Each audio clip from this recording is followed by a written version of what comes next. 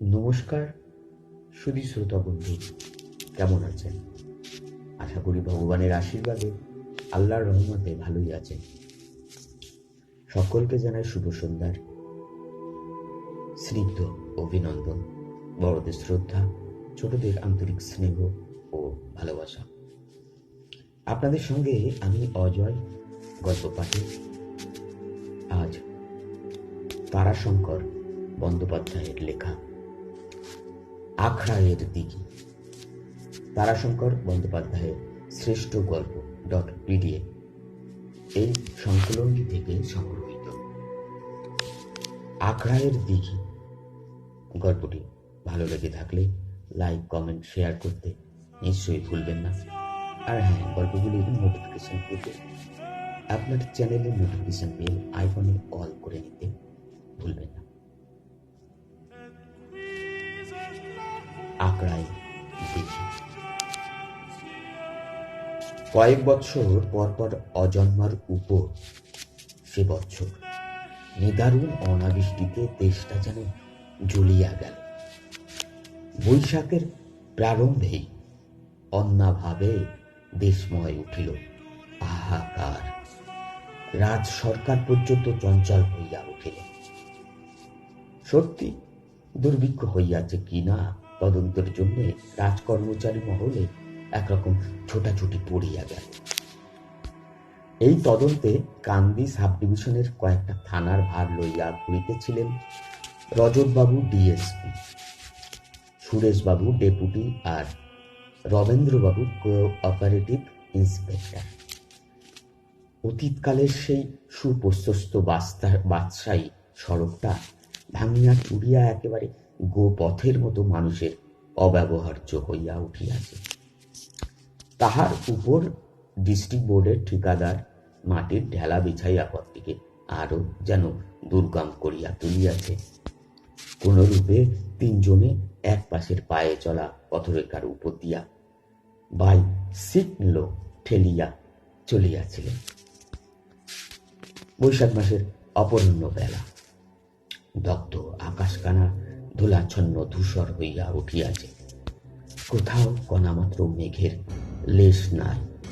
হু হু করিয়া গরম বাতাস পৃথিবীর বুকের রস পর্যন্ত শোষণ করিয়া লইতেছিল। একখানা গ্রাম পার হইয়া সম্মুখে এক বিস্তীর্ণ প্রান্ত আসিয়া পড়িল। ও প্রান্তের গ্রামের চিহ্ন এ প্রান্ত হইতে দৃষ্টিতে ধরা দেয় না।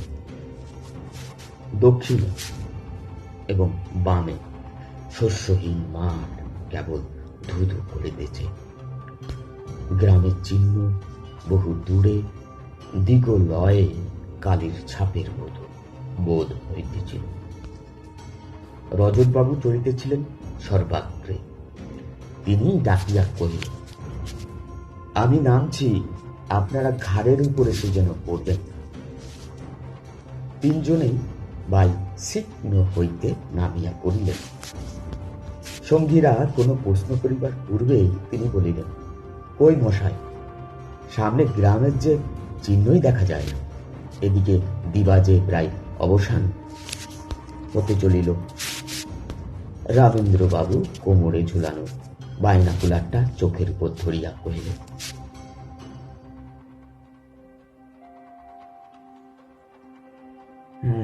দেখা যাচ্ছে গ্রাম, কিন্তু অনেক দূরে, অন্তত 5-6 মাইল হবে। রজতবাবু রিস্ট ওয়াচটার দিকে দৃষ্টি নিক্ষেপ করিয়া বলিলেন, 6:45, এখনো আধ ঘন্টা 3 কোয়ার্টার দিনের আলো পাওয়া যাবে। কিন্তু এদিকে যে বুক মরুভূমি হয়ে উঠল মশাই। আমার ওয়াটার ব্যাগে তো 1 বিন্দু জল আর নেই। আপনাদের অবস্থা কি? রবীন্দ্রবাবু কহিলেন, আমারও তাই। সুরেশবাবু, আপনার অবস্থা কি? আপনি যে কথা বলেন না, দৃষ্টিও বেশ বাস্তব জগতে আবদ্ধ নয় যেন। ব্যাপার কি বলুন তো? সুরেশবাবু মৃদু হাসিয়া বলিলেন, হা হা, সত্যি বর্তমান জগতে ঠিক মনটা নিবিদ্ধ ছিল না আমার। অনেক দূর অতীতের কথা ভাবছিলাম। রজতবাবু সাগ্রহে বলিয়া উঠিলেন, অতীত যখন তখন ইন্টারেস্টিং নিশ্চয়, চাই কি রোমান্টিকও হতে পারে। তৃষ্ণা নিবারের জন্য আর ভাবতে হবে না। উঠে পড়ুন গাড়িতে। গাড়িতে চলতে চলতে আপনি গল্প বলতে শুরু করুন, আমরা শুনে যাই।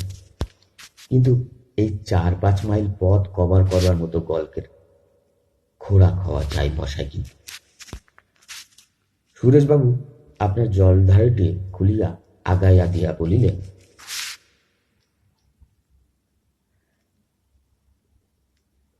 কিন্তু এই 4-5 মাইল পথ কভার করবার মতো গল্পের খোরাক হওয়া চাই মশাই।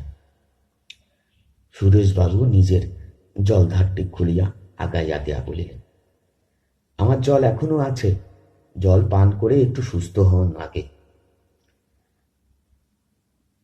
জল পানান্তে সুরেশবাবুকে সব ব্রাঘ্রে স্থান দিয়ে রজতবাবু বলিলেন, আপনি কথক, আপনাকে আগে যেতে হবে। সকলে গাড়িতে চড়িয়া বলিলেন, তাহলে চলা শুরু হোক। সুরেশবাবু বললেন, আপনাদের জলের চিন্তা কথা শুনে এই কথাটা আমার মনে পড়ল। পিছন হইতে এইদিকে রমেন্দ্রবাবু হাঁকিলেন, দাঁড়ান মশাই, দাঁড়ান। বাহ, আমাকে বাদ দিয়ে গল্প চলবে কি রকম? বেশ, এইবার কি বলছিলেন বলুন, একটু উচ্চকণ্ঠে কিন্তু। সুরেশবাবু বলিলেন, যে রাস্তাটায় চলেছি আমরা, এই রাস্তাটার নাম জানেন? এইটাই অতীতের বিখ্যাত বাদশাহী সেই সড়ক। এই রাস্তার কোনো পথিক কোনোদিন জলের জন্য চিন্তা করেনি, আর আজকে আমরা, যাই হোক, ক্রোশ অন্তর দিঘি আর ডাক অন্তর মসজিদ এ পথের এক প্রান্ত থেকে অপর প্রান্ত পর্যন্ত নির্মিত হয়েছিল। দিঘিগুলি এখনো আছে। বাধা দিয়ে রজতবাবু প্রশ্ন করিলেন, ডাক অন্তর মসজিদটা কি ব্যাপার?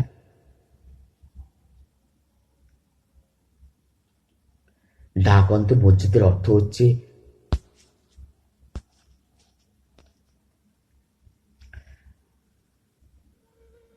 পিছন হইতে রমেন্দ্রবাবু হাঁকিলেন, দাঁড়ান মশাই, দাঁড়ান।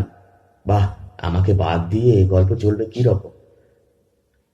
উনি একটু এগিয়ে এসে বেশ বললেন, বেশ, এইবার কি বলছিলেন বলুন, একটু উচ্চ কণ্ঠে কিন্তু।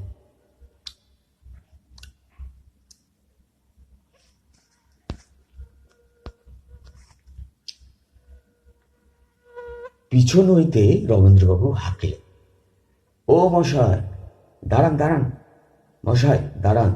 বাহ, আমাকে বাদ দিয়ে গল্প চলবে কি রকম? তিনি একটু এগিয়ে এসে বললেন, বেশ, এইবার কি বলছিলেন বলুন, কিন্তু একটু উচ্চ কণ্ঠে বলবেন। সুরেশবাবু বললেন, এই যে যে রাস্তাটায় চলেছি আমরা, এই রাস্তাটার নাম জানেন? এইটাই অতীতের বিখ্যাত বাদশাহী সেই সড়ক। এই রাস্তার কোনো পথিক কোনো দিন জলের জন্য চিন্তা করেনি, আর আজকে আমরা ক্রোশ অন্তর দিঘি আর ডাক অন্তর মসজিদ এই পথের এক প্রান্ত থেকে অপর প্রান্ত পর্যন্ত নির্মিত হয়েছিল। দিঘিগুলি এখনো আছে। বাধা দিয়ে রজতবাবু প্রশ্ন করলেন, ডাক অন্তর মসজিদটা কি ব্যাপার মশাই? ডাক অন্তর মসজিদের অর্থ হচ্ছে এক মসজিদের আজানের শব্দ যতদূর পর্যন্ত যাবে ততদূর বাদ দিয়ে আর একটা মসজিদ তৈরি হয়েছে। এক মসজিদের আজান ধ্বনি অপর এক মসজিদ থেকে শোনা যেত। একদিন ভাবুন, দেশ দেশান্তর ব্যাপী সুদীর্ঘ এই পথখানির এক প্রান্ত থেকে অপর প্রান্ত পর্যন্ত একসঙ্গে আজান ধ্বনি ধ্বনিত হয়ে উঠত। ওই ওই দেখুন, পাশের ওই যে ইটের স্তূপ দেখতে পাচ্ছেন, ওটি একটি মসজিদ ছিল, আর প্রতি ক্রোশে একটি দিঘি আছে।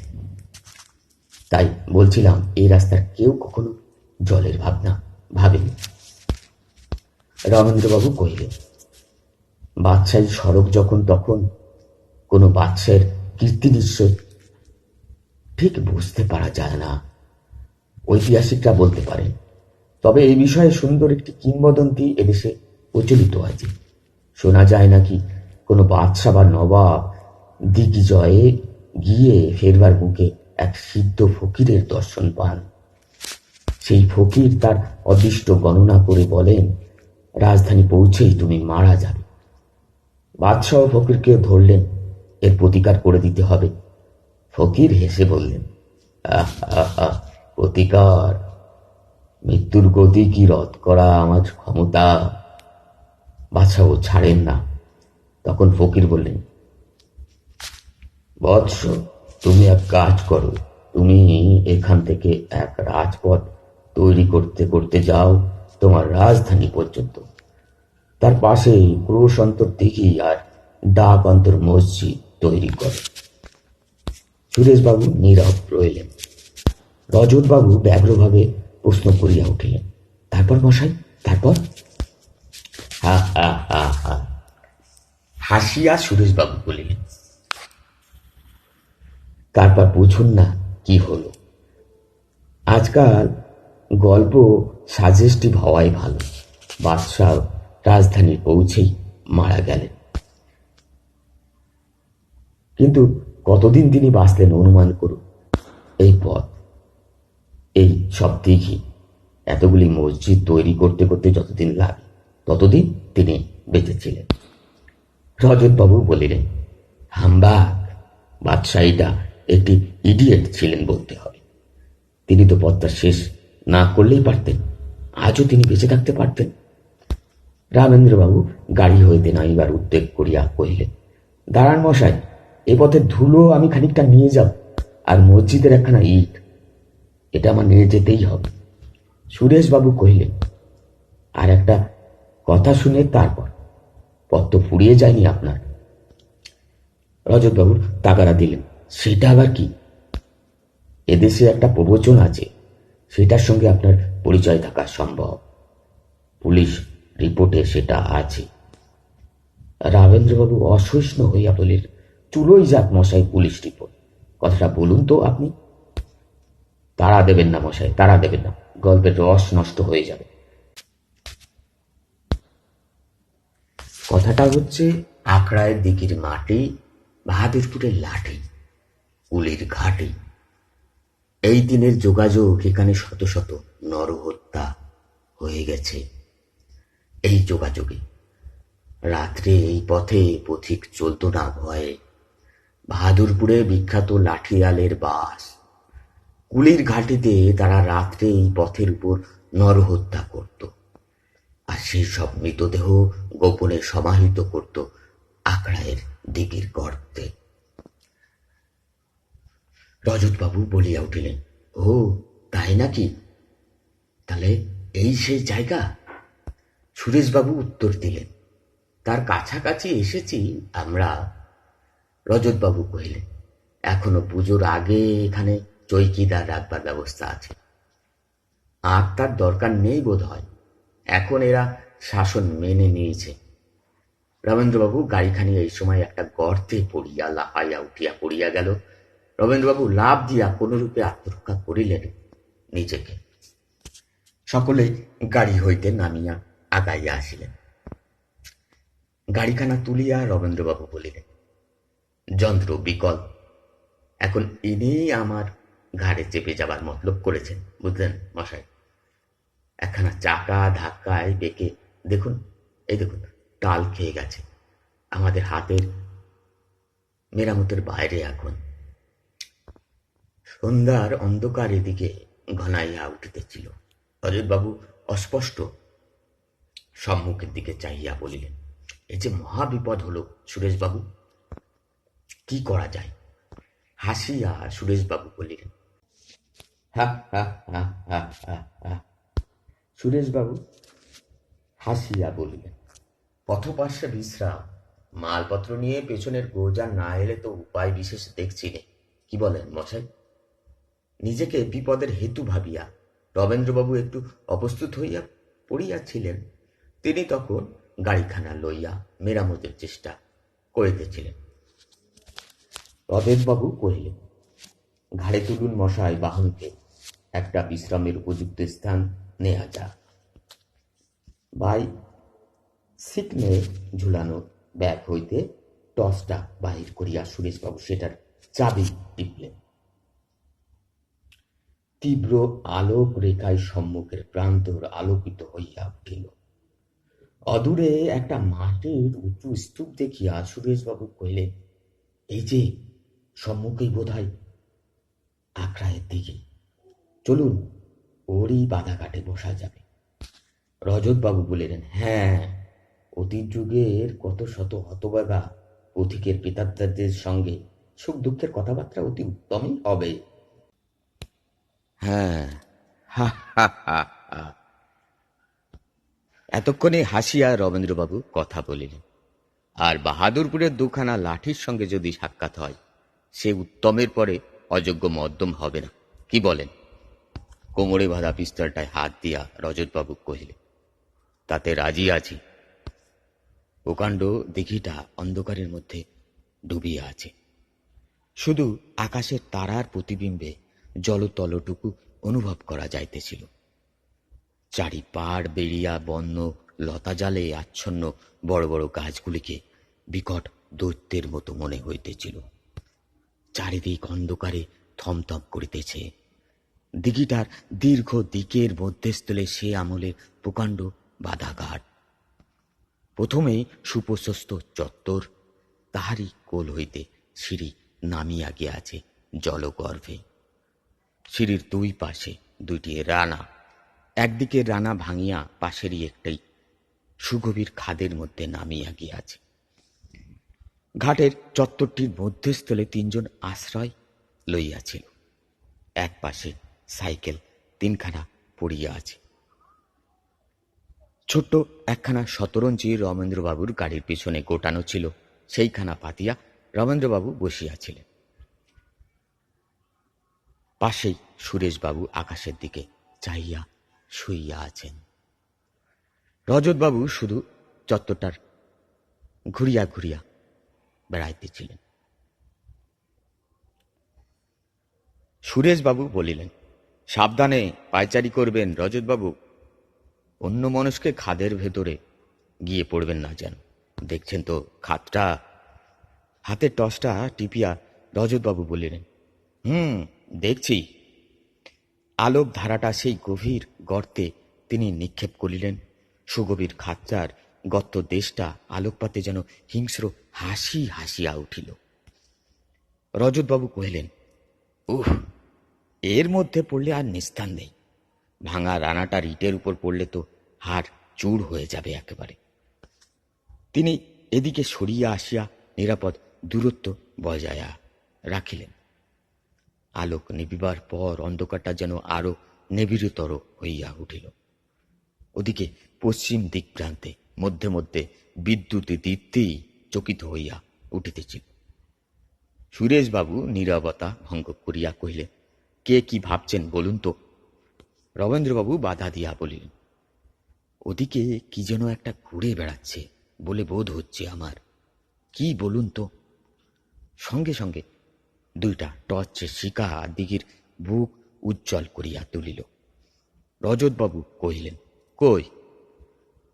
রবীন্দ্রবাবু কহিলেন, ওপারে ঠিক জলের ধারে লম্বা মতো মানুষের মতো কি ঘুরে বেড়াচ্ছিল বোধ হল। সুরেশবাবু হাসিয়া বলিলেন, দিঘির গর্ভের কোনো অশান্ত প্রেতাত্মা হয়তো, কিংবা বাহাদুরপুরের লাঠিয়াল কেউ। রজতবাবু কহিলেন, সে হলে তো মন্দ হয় না, একটা অ্যাডভেঞ্চার হয়, সময় কাটে। কিন্তু তার চেয়েও ভয়ঙ্কর কিছু হলেই যে বিপদ। যাদের সঙ্গে কথা চলে না মশাই, সাপ বা জানোয়ার। ওটা কি? সঙ্গে সঙ্গে তাহার বাঁ হাতের টসটা জ্বলিয়া উঠিল। ডান হাত তখন পিস্তলের গোড়ায়। সচকিত আলোয় দেখা গেল সেটা একগাছা দড়ি। সুরেশবাবু বলিলেন, গুড লাক।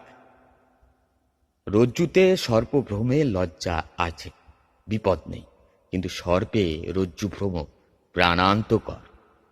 সকলেই হাসিলেন, কিন্তু সে হাসি মৃদু মন্থর, আনন্দ যেন জমাট বাঁধিতেছিল না।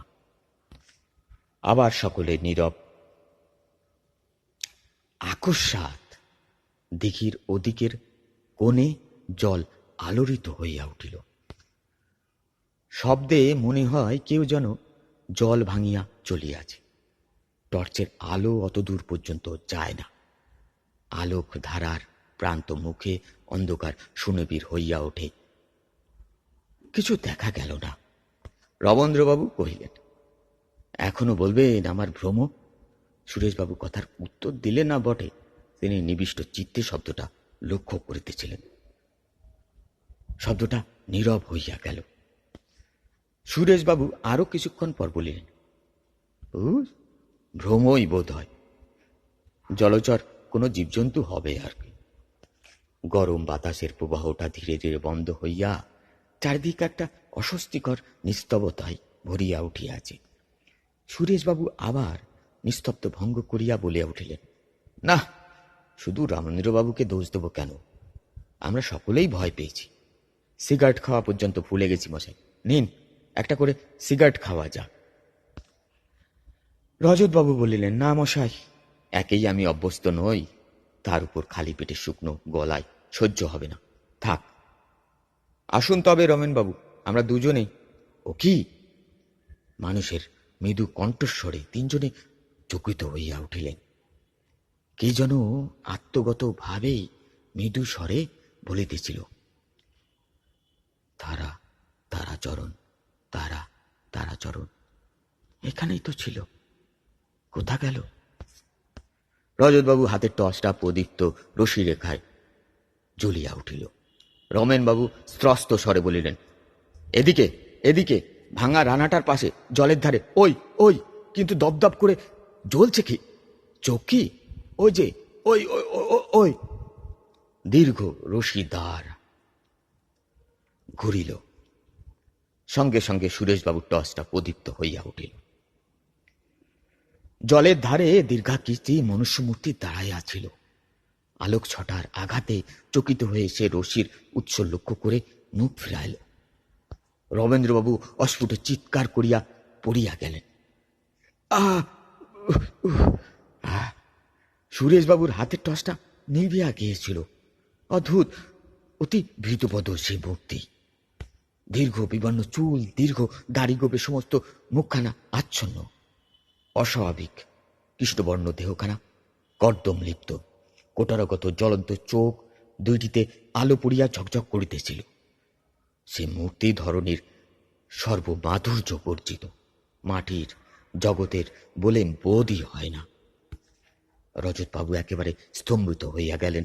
তবুও তিনি কয়েক পদ অগ্রসর হইয়া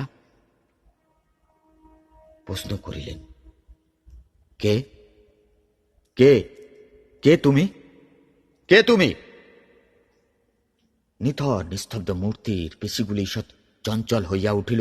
একটা অদ্ভুত ভঙ্গিতে অধররেখা ভিন্ন হইয়া গেল। সে ভঙ্গিমা যেন হিংস্র, ভয়ঙ্কর। রজতবাবু আকাশ লক্ষ্যে পিস্তলটার ঘোড়া টিপলেন। সুগভীর গর্জনে নিবিড় অন্ধকার চমকাইয়া উঠিল। বৃক্ষ নিরাশ্রয়ী পাখির দল কলরব করিয়া উঠিল। সঙ্গে সঙ্গে অদ্ভুত আর একটা গর্জনের চারিদিক কাঁপিয়া উঠিল। একটা বিকট হিংস্র গর্জন করিয়া সে বিকট মূর্তি লাফ দিয়া ছুটিয়া আসিল। সে মূর্তি তখন জানোয়ারের চেয়ে হিংস্র, উন্মত্ত। রজতবাবুর বা হাতের টর্চটা হাত হইতে পড়িয়া গেল। ডান হাতে পিস্তলটা কাঁপিতেছিল। অন্ধকারের মধ্যে গুরুভার কিছু পতনের শব্দের সঙ্গে সঙ্গে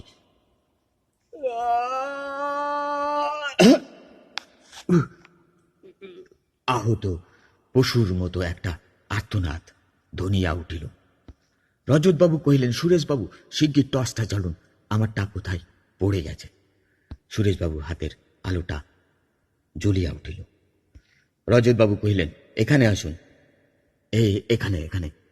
খাদের মধ্যে আলোকপাত করিতেই রজতবাবু বলিলেন, মানুষই, কিন্তু মরে গেছে বোধ হয়। ঘাড় নিচু করে পড়েছে, ঘাড় ভেঙে গেছে। সুরেশবাবু ঝুঁকিয়া পড়িয়া দেখিয়া শিউরাইয়া উঠিলেন। হা! ভগ্ন ইষ্টক স্তূপের মধ্যে হতভাগ্যের মাথাটা অর্ধপতিত হইয়া গিয়াছে। যন্ত্রণার আক্ষেপে ঊর্ধ্ব মুখে সমস্ত দেহখানা কাঁপিয়া কাঁপিয়া উঠিতেছিল।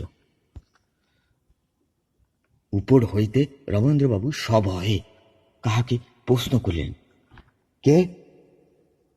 ও কি? কিসের শব্দ? খানিক মনোযোগ সহকারে শুনিয়া সুরেশবাবু কহিলেন, গাড়ি, গরুর গাড়ির শব্দ। গন্তব্য থানায় পৌঁছেতে বাজিয়া গেল 12টা। তিনটি বন্ধুতেই নীরব একেবারে, একটা বিষণ্ণ আচ্ছন্নতার মধ্যে যেন চলাফেরা করিতেছিলেন। সব দেহটা গাড়িতে বোঝাই হইয়া আসিয়াছে। সেটা নামানো হইলে রজতবাবু সাব ইন্সপেক্টরকে বলিলেন, লোকটাকে এখানকার কেউ চিনিতে পারে কিনা দেখুন তো। মুখবারণ মুক্ত করিয়া দারোগা চমকায়া উঠিলেন। রজতবাবু প্রশ্ন করিলেন, চেনেন নাকি? না, কিন্তু এ কি মানুষ? জমাদার পাশে দাঁড়াইয়াছিল। সে কহিল, আমি চিনি স্যার, এ একজন দ্বীপান্তরের আসামি। আজ দিন 10 খালাস হয়ে বাড়ি এসেছে। সেদিন এসেছিল থানায় হাজিরা দিতে। বাহাদুরপুরের লোক, নাম কালীবাগদি। বেশ, তাহলে রিপোর্ট লেখো। একটা গামছায় বাঁধা কোমরে ওর কি কতগুলো ছিল, দেখো তো সেগুলো কি। অনুসন্ধানে বাহির হইল একখানা কাপড়, ছোট ঘড়ি একটা, কয়েকখানি কাগজ। কাগজগুলি একটা মোকদ্দমার নথি ও রায়। নথিগুলিতে বহরমপুর জেলের ছাপমারা জেল ঘেটে জমা ছিল। সঙ্গে একখানি চিঠি, হাইকোর্টের কোনো উকিলের লেখা। এরূপভাবে দণ্ডাদেশের গুরুত্ব বৃদ্ধির জন্য আপিল করা অস্বাভাবিক ও আমাদের ব্যবসায়ের পক্ষে ক্ষতিজনক। সেই জন্য ফেরত পাঠানো হইল। রজতবাবু নথিটা পড়িয়া গেলেন। সেন্সর কোর্টের নথি। 1908 সালের 5 নম্বর খুনি মামলার ইতিহাস। সম্রাট বাদী, আসামি কালীচরণ বাগদি। অভিযোগ, আসামি তাহার পুত্র তারাচরণ বাগদিকে হত্যা করিয়াছে। সাক্ষী 3 জন। প্রথম সাক্ষী মোবারক মোল্লা। এই ব্যক্তি বাহাদুরপুরের নানকদার। এই নানকাদার অবস্থপন্ন একজন ব্যক্তি। এই ব্যক্তিকে সরকার পক্ষের উকিল প্রশ্ন করেন, কালীচরণ বাগদিকে আপনি চেনেন? উত্তর, হ্যাঁ, এই আসামি সেই লোক। কি প্রকৃতির লোক কালীচরণ? দুদর্শ, লাঠিয়া। আপনার সঙ্গে কি কালীচরণের কোনো ঝগড়া আছে? না, সে আমার ওস্তাদ। আমি তার কাছে লাঠি খেলা শিখেছি। তারাচরণ বাগদিকে আপনি জানতেন? হ্যাঁ, ওস্তাদ কালীচরণের ছেলে সে। আচ্ছা, এটা ঠিক যে কালীচরণ তারাচরণকে ভালো দেখতে পারত না? না, তবে ছেলেবেলা তারাচরণ খুব রুগ্ন ছিল বলে ওস্তাদের ছেলেতে মন উঠত না। বলতো, বেটা ছেলে যদি বেটা ছেলের মতো না হয় তবে সে ছেলে নিয়ে কি করব। তারপর বরাবরই সেই রকম ভাব ছিল না। তারাচরণ 12-13 বছর বয়স থেকেই ছেড়ে উঠে জোয়ান হতে আরম্ভ হলে ওস্তাদের চোখের মনি হয়ে উঠেছিল সে। কালীচরণ কি তারাচরণকে আখড়াই মারত না? হ্যাঁ, ভুল করলে ওস্তাদের হাতে কারোর রেহাই ছিল না, নিজের ছেলে বলে দাবির ওপর। থাক ও কথা। আচ্ছা, আপনি কি জানেন কুলির ঘাটিতে রাত্রে পথিক খুন হয়? জানি, শুনেছি বহুকাল থেকে, বোধহয় 100 বছর ধরে এ কাণ্ড ঘটে আসছে। কারা এসব করে জানেন? না। শোনেননি? বহুজনের নাম শুনেছি। আপনাদের গ্রামের বাগদিদের নাম এই কালীচরণ, তার পূর্বপুরুষ, এদের নাম শুনেছেন কি? শুনেছি। সরকার পক্ষের উকিল সাক্ষীকে জেরা করতে ইচ্ছে করেন না? দ্বিতীয় সাক্ষী এলোকেশী বাগদানি।